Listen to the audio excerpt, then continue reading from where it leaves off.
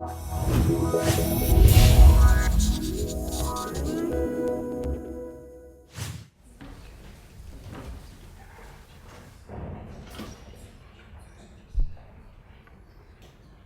colleagues, ladies and gentlemen, welcome to this academic ceremony in which Dr. Thomas Conzelmann will officially accept his chair in international relations. He will do so by presenting his inaugural lecture entitled Who Governs, Authority and Authorization in Global Affairs. A special welcome to Professor Kohler, who holds an honorary doctorate in our university. Welcome. My name is Rein de Wilde. I'm the Dean of the Faculty of Arts and Social Sciences, the faculty in which Thomas is appointed. Much to his regret, the rector was unable to chair the meeting due to other obligations. So therefore, this afternoon I will act as your pro-rector. Thomas obtained his master's degree in political science at the University of Heidelberg and completed his PhD at the University of Mannheim, both with the highest distinctions. He held positions in the Mannheim Center of European Social Research and at the University of Darmstadt. And also colleagues over here now of Darmstadt, out of Darmstadt, isn't it? Welcome. That was until 2007. So in 2007, Thomas came to Maastricht, and from 2009 to 2013, he served as Associate Dean for Research in our faculty, directing our research institute and also our graduate school. Highly appreciated by the faculty, but quite a demanding task. In 2012, because he still had time for doing research, luckily, he won a prestigious so-called FIDI grant for a large research project called No Carrots, No Sticks: How do peer reviews among states acquire authority in global governance? Well, given the title of your inaugural lecture, I guess we will hear more about that in a minute. Dear Dr. Conzelmann, the floor is yours.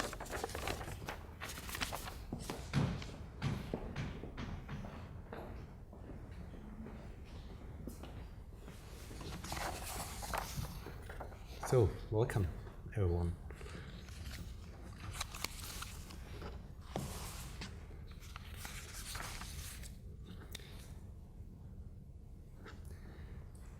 Dear Rector Magnificus, dear Rein, dear colleagues, dear family and friends from nearby and afar, dear students.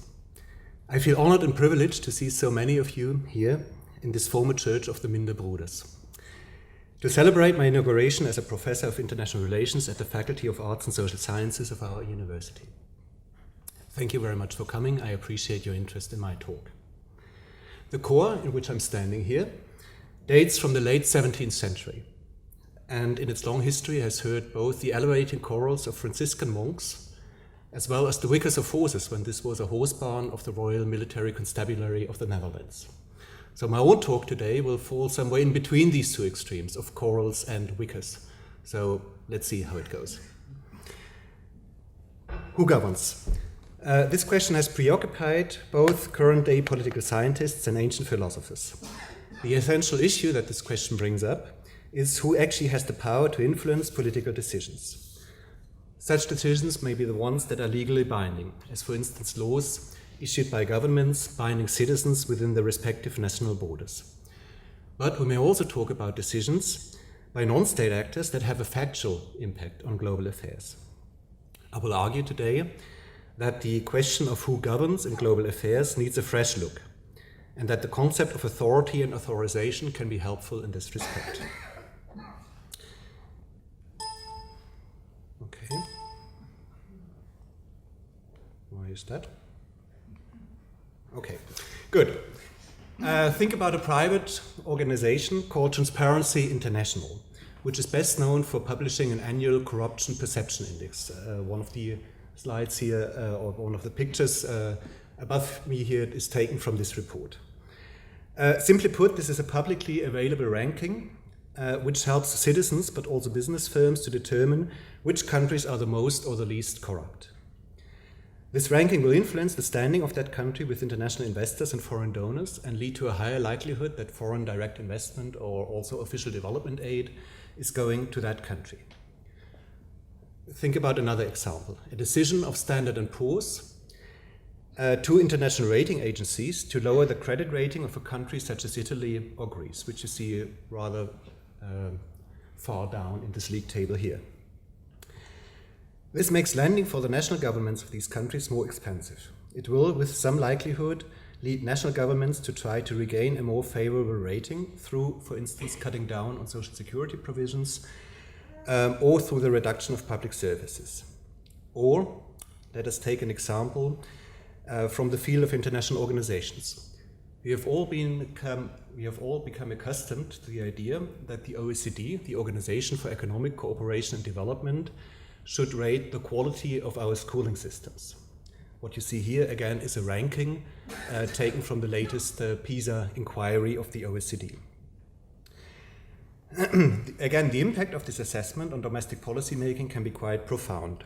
In Germany, national policymakers have even been experiencing a so-called PISA shock after the OECD in its 2001 assessment found the German educational system to be wanting in certain respects. As a consequence, policymakers started a debate on how pupils from less educated households could be better integrated into schooling systems. And there was also a debate on whether the kindergarten should not become a kind of preschool. Meanwhile, representatives from the Flemish community in Belgium made a point about their much better PISA results than those of the Walloon community in Belgium. But none of these actors, neither in Belgium nor in Germany, seem to be in doubt that the OECD should make the assessments in the way they did. Now, what do these three examples have in common? First, states have come under the scrutiny by external actors. States are subjected to a recurrent quality check of their policies, much as cars are subjected to a road safety check from time to time. The Germans among you may enjoy the metaphor of a Staaten-TÜV that some German scholars have used for this. Second, all the actors mentioned before are what political scientists and international relations scholars usually call non-state actors. Business firms such as Standard & Poor's, civil society organizations such as Transparency International, and the bureaucracies of international organizations such as the OECD are distinct from states. They have no legal powers and cannot enforce their decisions in the same way that a state could. Nonetheless, they play a role in global affairs and, under certain circumstances, can become important for national policy development. A third commonality is that none of the activities I have mentioned so far are based, at least not fully, on a political mandate given by states. One could argue that external scrutiny by non-state actors and the impact that this has on domestic policies are actually not problematic, as long as nation-states remain in control. But this is in fact not true. Neither Standard & Poor's nor Transparency International have been mandated by states to provide the services that they provide. And a similar argument can actually be made about the OECD. Once states charged it with the assessment of schooling systems, the way in which the assessment is done was taken out of the hands of the member states to some degree. National vetoes against assessments are not possible any longer, and much of the practical execution of PISA is actually done by the OECD bureaucracy. So, is the notion of national sovereignty dead? Certainly not. But what we can say is that important structures of non-state authority have emerged alongside the states. Non-state actors are providing a normative standard for the assessment of the performance of state. They are listened to by policymakers, by business people, and by the broader public. Under certain circumstances, their assessments are consequential and it may be difficult for states to just ignore them. Such authority is a form of power in global affairs. It makes actors influential even though they do not issue binding laws or regulations. There are also many other examples where scholars have argued that authority exists in global affairs outside of the states. So let me just briefly mention three more to just show this is broader than these assessments of states that I've shown you in the beginning. First, private regulatory organizations that seek to promote corporate social responsibility. That is the observance of human rights, labor rights, and environmental and safety standards in transnational business operations. You may have heard about this example here, the so-called Forest Stewardship Council, abbreviated FSC, which provides a logo through which consumers can identify wood products that have been produced in line with social and environmental standards set by the organization. Interestingly, the FSC has been widely seen as an authoritative voice on how to best protect the world's forests. Second, the authority of individuals of an unquestionable moral standing. Think about Nelson Mandela, Kofi Annan, who we see here, or also Jimmy Carter, former American president. All of them in various ways can credibly claim to speak for certain values and ideals of mankind and to be independent of any national government or other vested interest. Such individuals are often said to carry moral authority. They can, for instance, bring warring parties together or alert the world community to certain problems, such as Jimmy Carter is doing in the example shown here, where he talks about the fate of women and girls in violent conflicts. A third example are international bureaucracies and their leaders that have been described as authorities by some scholars. The argument is that these bureaucracies can carry moral and expert authority, but also authority derived from the rational and disinterested execution of their competences. Okay, so just to sum up, we have a lot of authority, or a lot of talk at least, about authority in global affairs. Now let's see what we can make with that. The discussion, in my view, should not stop there by simply enumerating a number of authorities in global affairs. There are, in my view, two problems with the examples and also with that I have shown you, but also with the discussion as it is going at the moment. First, the concept of authority is applied to so many different actors and institutions that its precise meaning becomes rather unclear. Authority is sometimes understood as a characteristic of an actor, sometimes as a quality of a rule. In other instances, the term of authority is used in a more metaphorical sense. So, what do we actually mean when we say that an actor or an organization carries authority?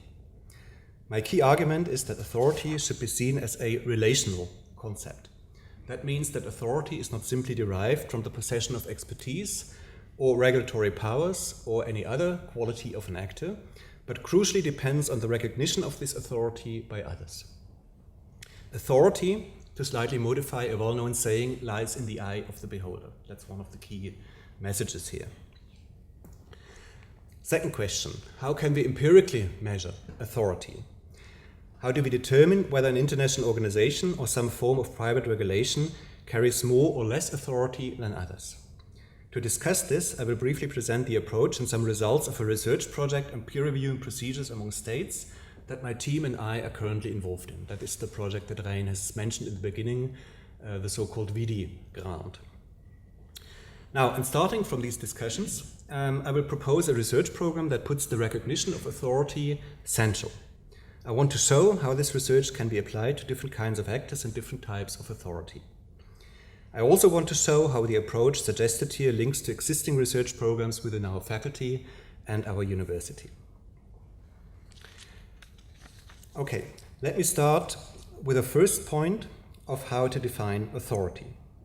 The problem here is that soon as private regulatory organizations emerged or non-state actors contributed to agenda setting, scholars began to talk about the existence of authority in global affairs. The focus was on what one scholar called, I quote, the changing nature of authority in the international system. And this was little more than a metaphor for the empirical observation that, again, I quote, the world is seeing changes in who is providing collective goods. Of course, this is not entirely wrong, but I think that we can do better than this. First, and most importantly, authority doesn't simply exist because some governance functions are taken over by specific actors or because these actors possess specific resources, as I have said before. An additional element is the recognition of this power as legitimate by third actors. The fact that Transparency International is providing the ranking that we are seeing here of how corrupt different states are is not the decisive point. The decisive point, I think, is that this ranking is being used by a great many public actors, and that the method it uses and the results it produces are accepted unquestioningly. The fact that the Forest Stewardship Council comes up with a label to identify products from sustainable forestry is maybe not that interesting. After all, there are dozens of these labels that exist. The interesting fact is that this label has for a long time been seen as a kind of gold standard in sustainable forestry. Only recently a competitor scheme has emerged that can command similar recognition, the so-called Program for the Endorsement of Forest Certification. So, how can we explain such processes of recognition and power of a civil society organization such as Transparency International or of a private regulatory organization such as the Forest Stewardship Council? This is where a distinct concept of authority comes in. In the words of Cutler, Haufler, and Poter, one of the authors I'm also quoting in the paper that this lecture is based on, in their definition, authority exists when an individual or organization has decision-making power over a particular issue area and is regarded as exercising that power legitimately. So also the idea of legitimacy is coming into this concept of authority here. In the words of Raghi, another great man of our discipline, authority should be understood as a fusion of power with legitimate social purpose. In this concept, authority is the product of a relationship between, on the one hand, the bearer of authority, and on the other hand, the actors or groups that recognize this authority. I will call this later group the audience in my talk. In such a concept, authority emerges where actors begin to voluntarily follow or at least take into account the rules, advice, or viewpoints that another actor or organization provides because of their perception that the rules, advice, or viewpoints carry legitimacy. Now, I'm aware that I'm treating you with a rather abstract discussion here. Sorry for that, but I think it's also important to be clear on concepts before we go on. So, who cares? Why should this be interesting, what I've presented so far? I want to make 3 arguments in order to, in a way, defend and justify all this theorizing that maybe is a little bit hard to bear on a Friday afternoon. First point. I think that this concept offers interesting perspectives for the comparison between different organizations, actors, or institutions. In the research project on peer reviews that I'm presenting later on, we ask why some peer reviewing procedures among states are taken more seriously than others. That is, why they are carrying more authority. We are looking for the answer by understanding the authority perceptions of the audience at whom the results of a peer review are directed. So, for instance, domestic policymakers, the media, but also the broader civil society. Second point, I believe that this approach offers better opportunities for a dynamic perspective. By this I mean the question of how authority is gained or lost and how some actors are trying to establish themselves as authorities. Again, the answer would lie in authority perceptions, in my view. It is quite obvious that, for instance, international organizations are employing specific strategies to establish themselves as authorities, for instance, by hiring experts or by opening up to civil society. But the interesting question, of course, is whether and to what extent they are successful in this.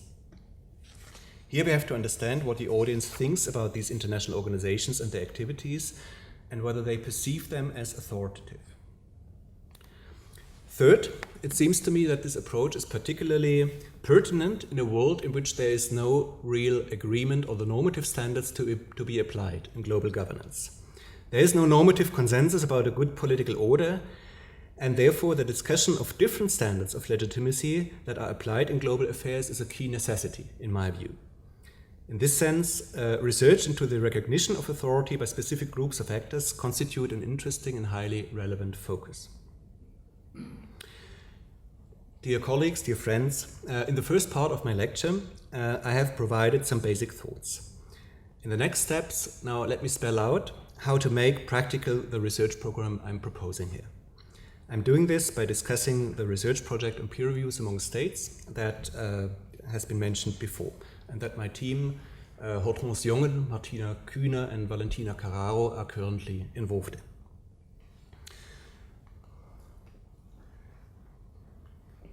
So take a moment to look at that. This slide gives a practical idea of what peer reviews among states actually imply. You see recommendations that the Netherlands received from the Organization of Economic Cooperation and Development in the latest rounds of reviews of its economic policies in April 2014.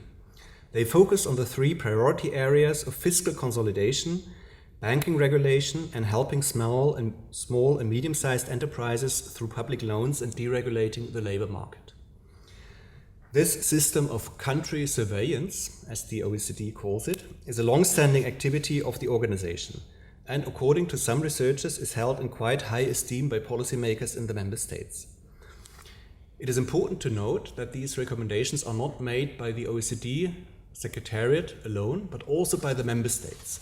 These member states come together in a body called the Economic and Development Review Committee, quite a long title, in which the member states are conducting this review among peers. So states are giving recommendations to other states on what they should do in order to have a thriving banking sector or to bring down the household debt, for instance. In the end of the review process, they come up with the recommendations that we're seeing here on the slide. Importantly, the recommendations are not binding, they are just recommendations. In order to have an impact on the ground, the peer review procedure and its outcomes need to be recognized as meaningful by the states. In other words, the question is whether review and recommendations carry authority. Are they being listened to, or do they simply disappear in the spam folders of Whitehall bureaucrats? As a British newspaper, I think it was not even a tabloid newspaper, remarked earlier this month when the European Commission was giving its advice on economic policies to the member states.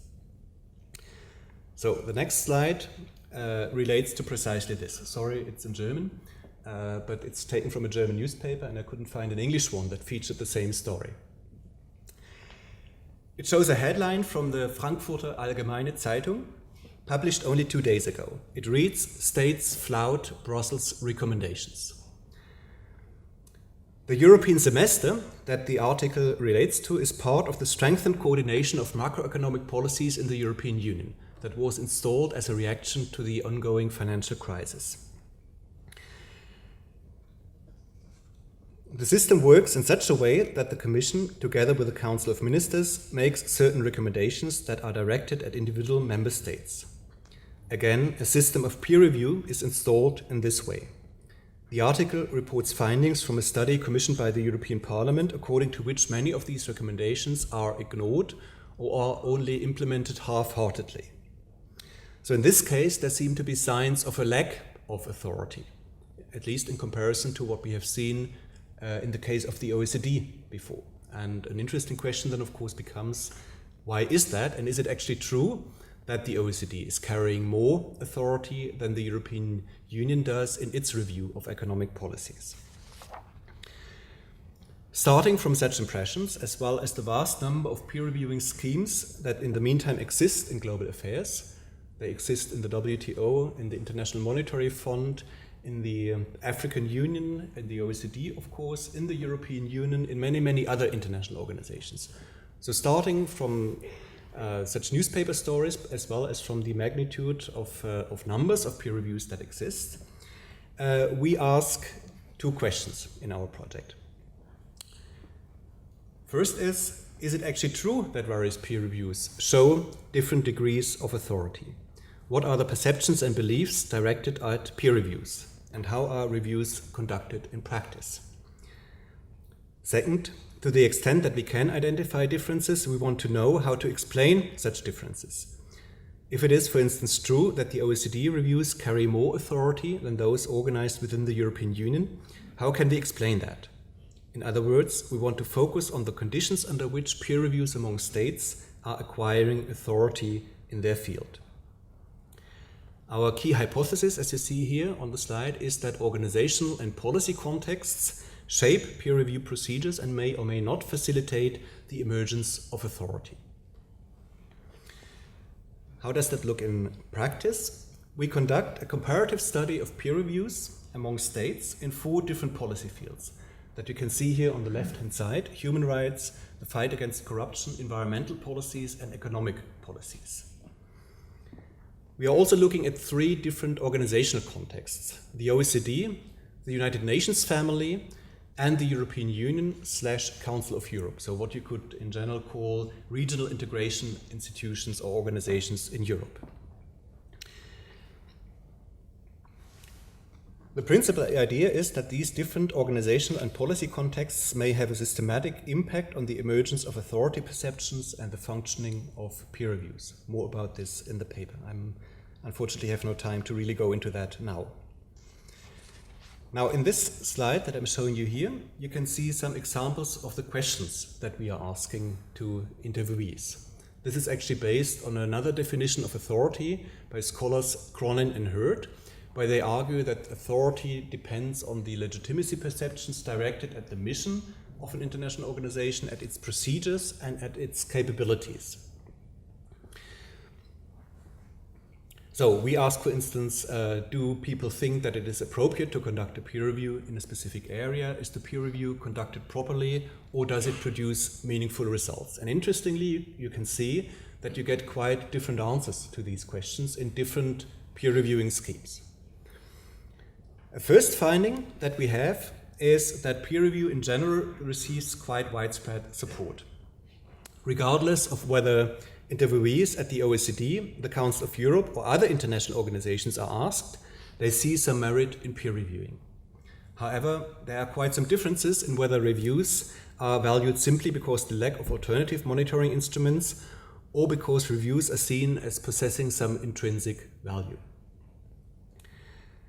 A second finding is that it is not just the perception of the functions and the purpose of the reviews that differ, but also the standards by which reviews are evaluated. For instance, when asking whether respondents think that a review is conducted in a fair manner, we see that the applied fairness standards are quite distinct across organizations. In the OECD, for instance, the idea that all participants should be submitted to the same standard of review is predominant. In the Council of Europe, however, the idea of differentiated reviewing is much more common, meaning that reviews are conducted according to the level of development and other country-specific characteristics. Thus, it seems that what is considered appropriate or fair in one organization would not be seen as fair in another. One issue we are wrestling with is who precisely carries authority. So if we say that a peer review is authoritative, this may be a statement about the perceptions of the review procedure as such, but it may also be a statement about the standing and expertise of the reviewers, as it may be a statement about the quality of the international organization in which this review is being conducted. So that is one of the issues we are struggling with, we are wrestling with, and how to sort of cleanly and neatly separate things from each other there.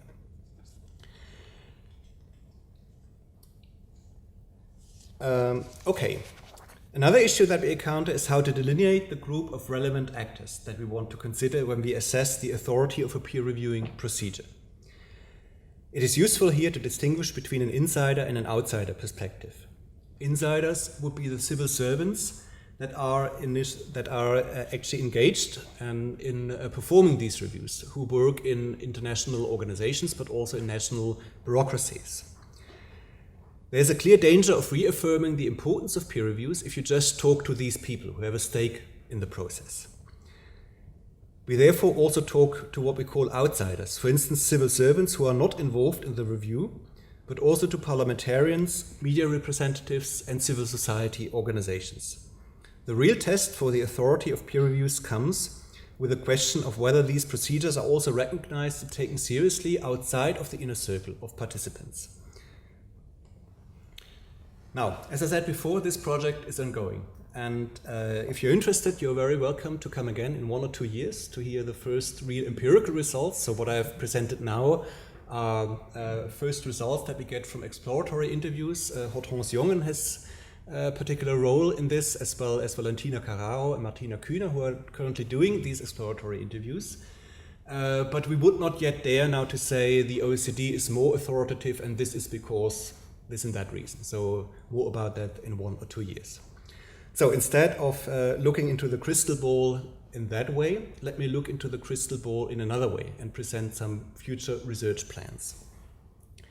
I feel that the question of authority and authorization in global affairs provides a fascinating and fruitful research agenda that I want to focus on in the coming years together with my collaborators. One possible way of expanding the focus would of course be to extend it to a range of other institutions or actors in global affairs, both of a public and a private character. There are, in principle, no limitations to the imagination regarding the type of international institution or organization that one could look into here. The limitations are more of a practical nature, having to do first with access for researchers, and second with a potentially very wide range of actors that one would need to talk to in order to know more about the authority of such organizations or about, for instance, a piece of private regulation. So this was the point that should have been shown before. This brings me to my second point. The focus on the authority of global institutions and organizations suggested here inevitably brings with it the question of who actually authorizes. A principal difficulty of the research program suggested here is how to delineate the audience, that is, the group of individuals whose authority perceptions we want to probe into in order to understand more about the authority of an institution or an organization. In the peer review project, we have started with the insiders participating in reviews, and as I've said before, we are now gradually moving to the outsiders. What I find interesting about this discussion is how the authority perceptions of an audience are quite likely changing from the in to the outside, and what that means for the authority of, for instance, an international organization. Third, a linked and equally interesting discussion, at least in my view, I hope you're still with me, is whether institutions can engineer authority perceptions, that is, whether they can engage in some sort of self-authorization. Here, the focus will be on the strategies through which international organizations, but also private regulatory organizations, seek to enhance the legitimacy of their decision-making procedures or their outcomes. We see, for instance, in our project, that some peer-reviewing schemes are willfully designed in such a way as to increase the transparency of the procedure to the outside world. You can see that, for instance, in the Universal Periodic Review, a peer review in the field of human rights conducted at the United Nations level, where the states have decided to put webcasts of each review session on the internet, so it is up there for everyone to see. And poor Valentina is now looking at some of these rather lengthy sessions, and in that sense also gets an intimate insight into how such a review is conducted. Now, the point here is that I find it highly interesting to look into the political and also the rhetorical strategies that international organizations are using in order to make themselves more legitimate in the eye of the beholder, in the eye of an audience. The European Union, for instance, and to a limited extent the United Nations Security Council are, for instance, both engaging in stakeholder dialogues and the involvement of civil society. Beate Kohler has actually done quite a bit of research on participatory democracy in the European Union and how the EU is trying to use that sort of a strategy in order to increase its own legitimacy. We should investigate those strategies as well as probe into the ideas of policymakers of how to create legitimacy and authority for their organization. On the other hand, one also needs to look at the process through which such strategies may or may not find resonance. Whether legitimation strategies result in authority perceptions is an open question that can only be clarified empirically. Let me make a fourth and final point. The focus proposed here, in my view, is also relevant for the research programs of our faculty and of the university as a whole. In the research program, Public Bureaucracies of a Globalizing World, that is housed by our faculty, there's a strong focus on trans and supranational bureaucracies, as we call them. We want to know whether and how these bureaucracies are able to exert influence on the content, scope, and execution of decisions and policies. Bureaucrats usually do not avail of strong material powers vis-à-vis the member states. To the extent that they exert influence, they will do so either because certain powers have been delegated to them or because their expertise or their moral standing is recognized by the political leadership in the member states. The question under what conditions international bureaucracies can have influence on the decisions and policies of international organizations thus can be reformulated as a question about the condition under which international bureaucracies are gaining authority. These conditions can be structural.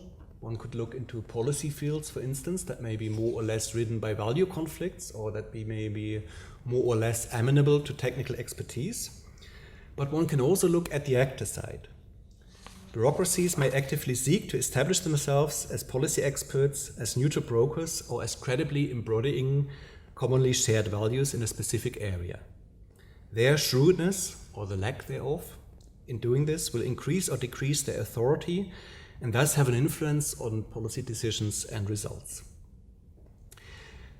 These thoughts I'm presenting are of course not peculiar to the research program on public bureaucracies of a globalizing world alone that is housed by the so-called PCA research program in our faculty. Our colleagues from the program on Science, Technology and Society Studies, STS, and on Globalization, Transnationalism and Development are, at least in my view, grappling with similar issues having to do both with the power of experts and expertise and with the question of how societies in the global south and the global north are experiencing and perceiving global change and the role of international organizations. I'm looking forward to explore these avenues of overlap and cross-fertilization together with you, as I look forward to making a contribution to the not United Nations, University of Maastricht, UM, research focal point on Europe and a globalizing world through these activities. Dear all, the research program I have suggested today and that I want to engage in the future is an empirical and a normative one. Doing empirical research on the authority of non-state actors such as international bureaucracies or civil society organizations helps to understand the question of who governs in global affairs. This also is a normative question having to do with the legitimacy of global governance, even though the issue is approached from the perspective of what audiences believe about international institutions and procedures, rather than from the perspective of political philosophy. I believe that the program proposed here should be a complement rather than an alternative to the normative discussion on global governance, which for instance seeks to understand whether international organizations comply with standards of democratic legitimacy or the less demanding standard of public accountability. And actually both Klaus-Dieter Wolff and Helmut Breitmeier have done quite a bit of research on those issues. While this latter perspective is certainly very useful, it does not systematically probe into the legitimacy perceptions of those who are subject to the decision-making power of an organization or an international institution. Any international order, no matter how legitimate it may be from the perspective of political philosophy, ultimately needs to command legitimacy in the eye of the beholder. This then would be the ultimate goal that the research program advanced today would have: to research the ways in which international and global governance can be made more legitimate in the eye of the beholder. That is, in the assessment, not just in the assessment of our community of international relations scholars, but also in the eyes of those who are subject to global governance. I'm coming to the end.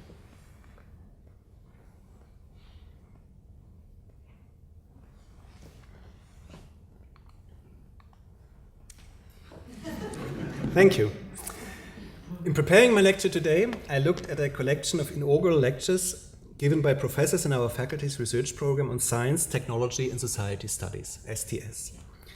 In one of the lectures given by our colleague Sally Wyatt, who unfortunately cannot be here today, I found this nice description of what an inaugural lecture is and what kind of uneasiness it brings up for the orator.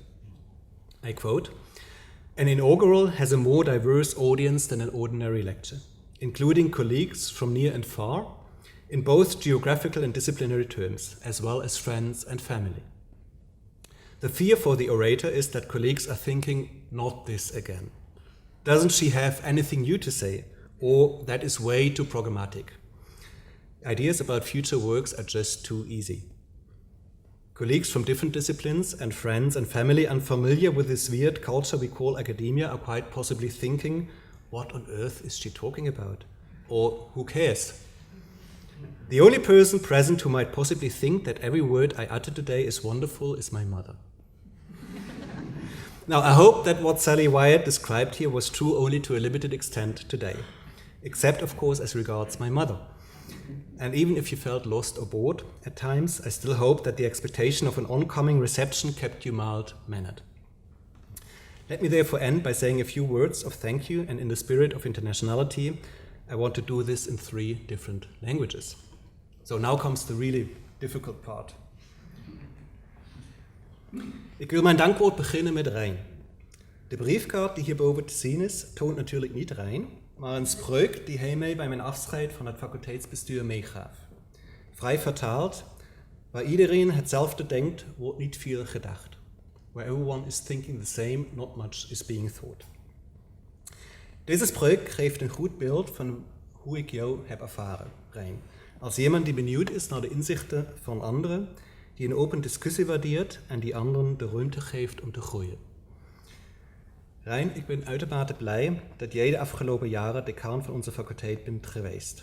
Ik wil je hartelijk danken voor al je steun vanaf dag 1 in de faculteit. En naast Rijn en het faculteitsbestuur van FASOS wil ik ook het college van bestuur van de Universiteit Maastricht danken voor het in mij gestelde vertrouwen. Opsa. Sophie en Tannely. Sophie? Ja, oké.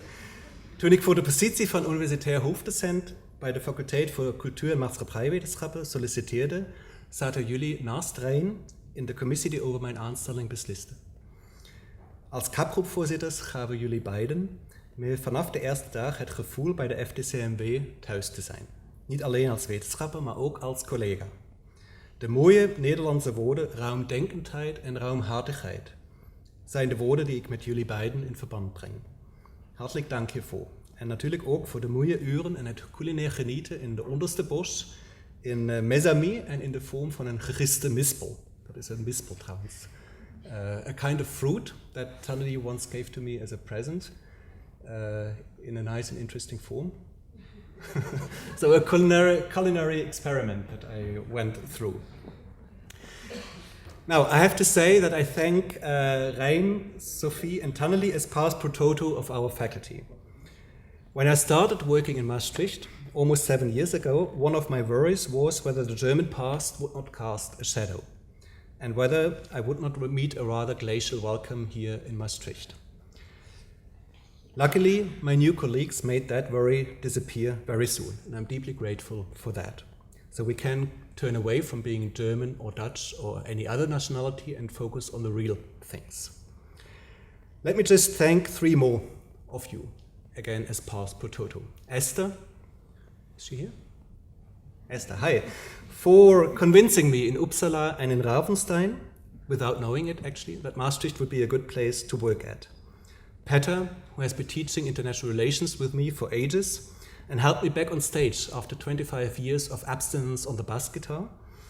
And Wiebe Nauter, who will only join us tonight, for introducing me to Dutch through Jip and Janneke and being such a warm-hearted and humorous colleague ever since.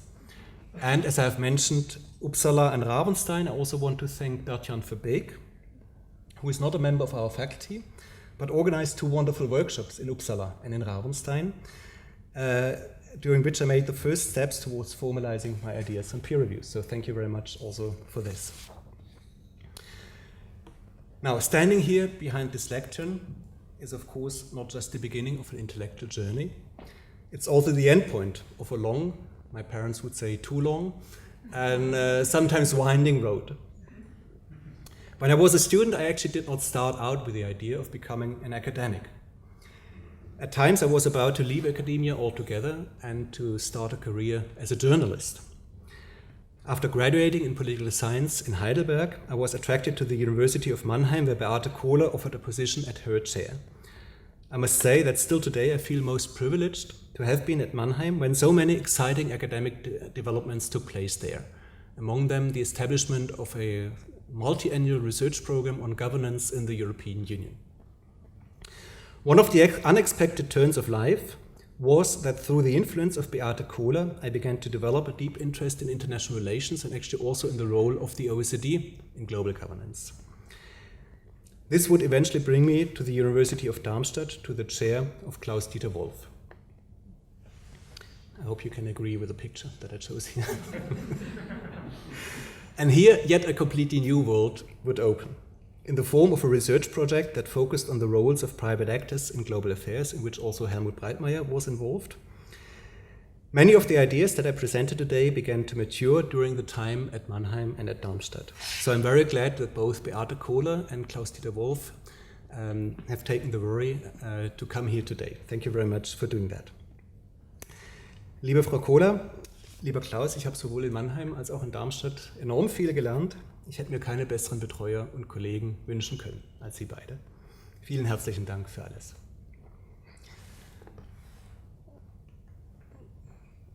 Hortense, Valentina and Martina, from left to right. Many of the ideas I have discussed today were developed or tested in long conversations in our project group. And actually I also stole one of the slides from something that Valentina did in one of the presentations last year. I'm tremendously pleased to have you as teammates, and I'm looking forward to the years ahead in which we will hopefully be able to further develop our thoughts on the authority of peer review among states and bring our project to fruition. Many thanks for being such a fantastic group. Thank you. Johanna Höfken and Oksana Slobosan are also in the audience today. I see Johanna, but not Oksana. Okay. Anyway, you were the first 3 PhD candidates, together with Anne-Claire Marangoni, who graduated or are about to graduate under my co-supervision.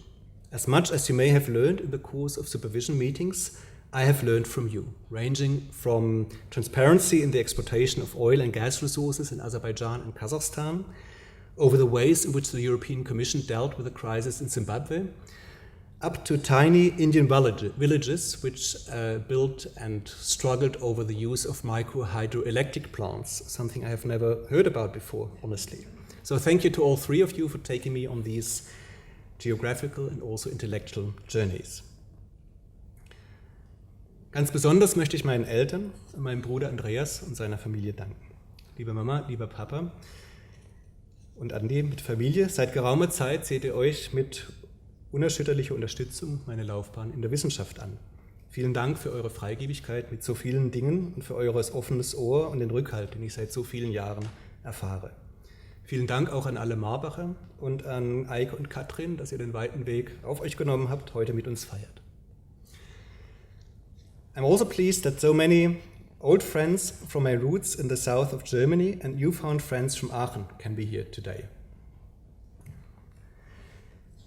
As past pro toto, let me just mention Steffen, my oldest friend whom I met in the sandbox of our parents' common home in Bad Friedrichshall, close to Heilbronn in southern Germany, who has been with me ever since. Steffen, auch all die anderen Freunde, die heute da sind, vielen Dank, dass ihr gekommen seid, dass ihr heute diesen besonderen Tag mit uns und mit mir feiern wollt. Ich hoffe, es werden noch viele weitere Feiern folgen. Wofür ich euch, liebe Sandra, Amelie und Alexa, zuerst danken kann und soll, weiß ich nicht. Es gäbe so vieles, dass man eigentlich damit noch weitere 45 Minuten füllen könnte. In jedem Fall für eure großen Herzen und dafür, dass ihr mir jeden Tag einen besonderen Blick auf die Fragen von Autorität eröffnet. Sandra, it's now precisely 17 years ago that we first heard these notes together. And they are as true now as they were then. But before I begin to sing, and we are back to the Wickers of Horses, let's stop here. Ik heb gezegd.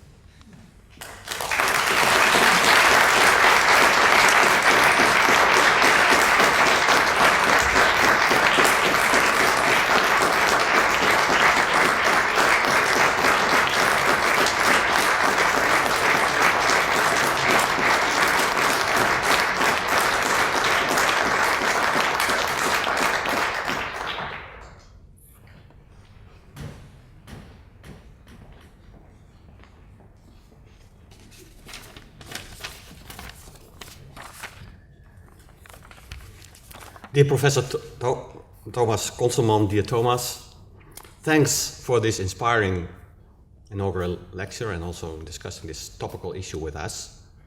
Because indeed, if you think about it, it's if you want to have less war and less, a kind of ordered society, then there's only one other thing we can do is learn from each other.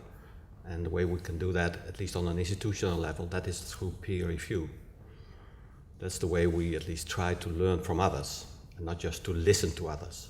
And therefore, indeed, it's crucial to know more about the mechanisms of peer review and how that can be successful and when it also fails. Not just, in the area you have discussed today in global governance, but also, for instance, in university. We also experience that on a day-to-day basis, isn't it? We are peers, and we issue peer reviews, we are objected to peer review, and indeed, if that mechanism does not work very well, also the institution is at stake, and therefore I think it's really essential that you do research in this kind of issue. At least we listen to you as a peer, and I think we all have learned a lot of you today. Thanks for that. And with this, I close this academic ceremony. And now it's time for drinks, and we have that in the rafter. If you don't know where it is, please follow the red ropes. Thank you.